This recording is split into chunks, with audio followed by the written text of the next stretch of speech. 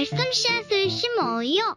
사랑하는 친구들, 말씀 시간 시간이에요. 오늘 말씀은 마가복음 5장 말씀이에요. 다 함께 말씀 씨앗 심을게요. 마가복음 5장.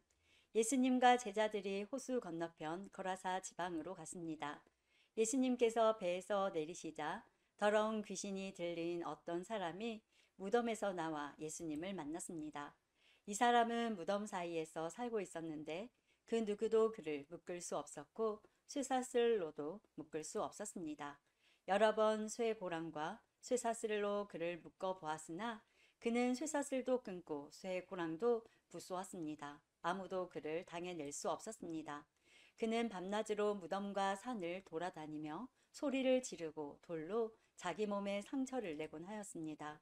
귀신 들린 자가 멀리서 예수님을 보고 달려와 엎드려 절을 하였습니다. 그리고 큰 소리로 가장 높으신 하나님의 아들이신 예수님, 저와 무슨 상관이 있으십니까?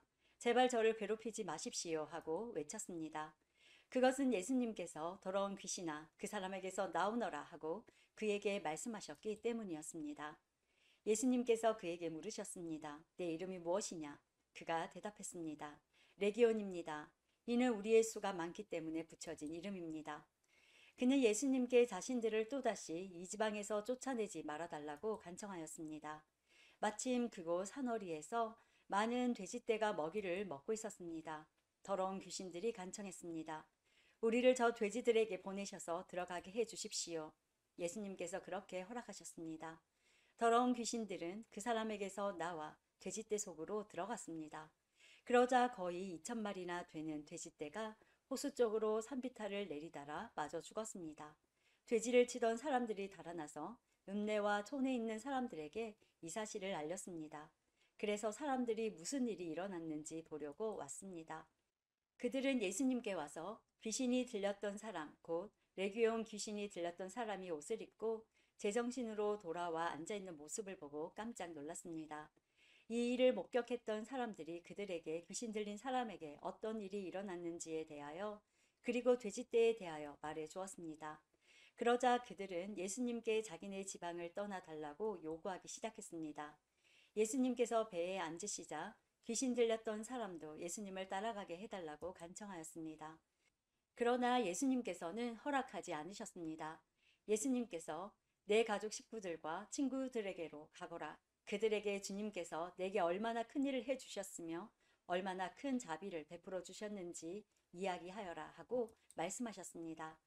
그래서 그 사람은 돌아갔습니다. 그리고 데가볼리 지역에서 예수님께서 자기에게 얼마나 큰 일을 해주셨는지를 사람들에게 이야기하자 모든 사람들이 듣고 놀랐습니다. 예수님께서 배를 타고 맞은편 쪽으로 다시 건너오셨습니다.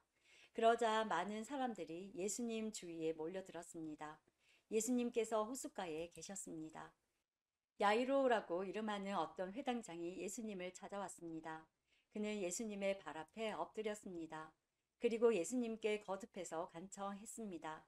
제 어린 딸이 죽어가고 있습니다. 제발 오셔서 그 아이에게 손을 얹어 주십시오. 그러면 건강해지고 살아날 것입니다. 그러자 예수님께서 그와 함께 가셨습니다. 많은 사람들이 예수님을 애워싸고 밀며 따라왔습니다. 그 중에는 12년 동안 혈루증을 앓아온 여자가 있었습니다. 그는 여러 의사에게 보이면서 고생을 했습니다. 그러나 가진 돈만 다 써버리고 효과는 없었습니다. 오히려 병이 더 심해져 갈 뿐이었습니다. 그러던 중 예수님에 대한 소문을 듣고 사람들 틈에 끼어 예수님을 따라가다가 예수님의 옷에 손을 대었습니다. 그 여자는 옷에 손을 대기만 하여도 내가 나을 거야 하고 생각했습니다. 그 즉시 피가 흐르는 것이 멈췄습니다. 그녀는 자신의 병이 나은 것을 몸으로 느꼈습니다. 바로 그때 예수님께서 자신에게서 능력이 나가는 것을 느끼셨습니다. 그래서 돌아서서 물으셨습니다. 누가 내 옷을 만졌느냐? 제자들이 말했습니다. 사람들이 에워싸고 밀치고 있는데 누가 손을 대었다고 말씀하십니까?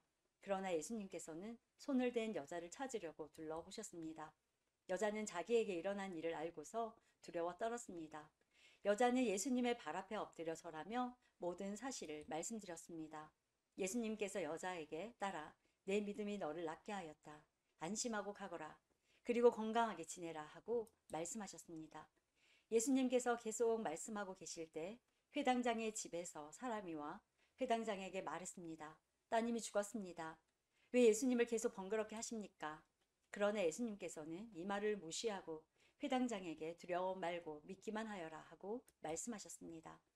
예수님께서는 베드로와 야고보 그리고 야고보의 동생인 요한 외에는 아무도 따라오지 못하도록 하셨습니다.